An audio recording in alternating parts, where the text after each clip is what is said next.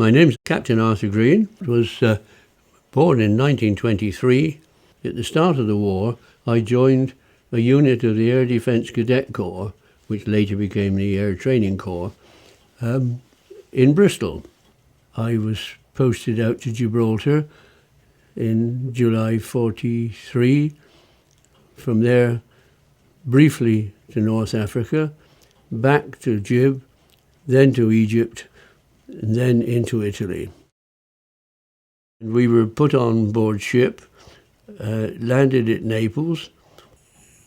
Our battalion then was placed in the line in various defensive positions as part of the overall defensive line from side to side of Italy.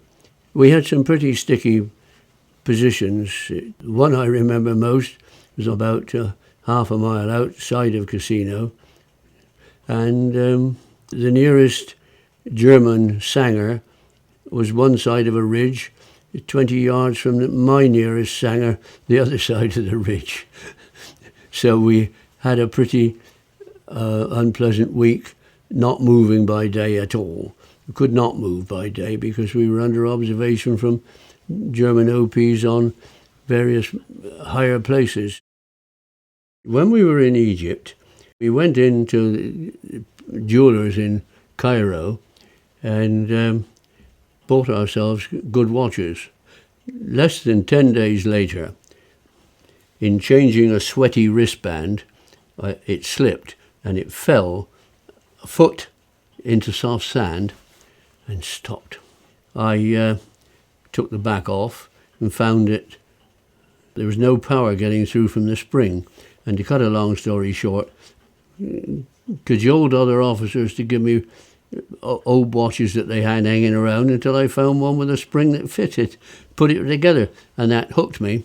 Fired my imagination. When I came home, I took the clocks as well. As simple as that. When the war ended, I was in Rome with the 30th Battalion.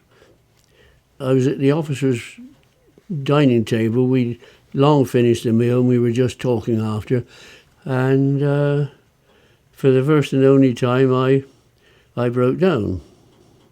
I'd left a lot of good men up and down Italy. And it sort of got home to me then for a brief moment.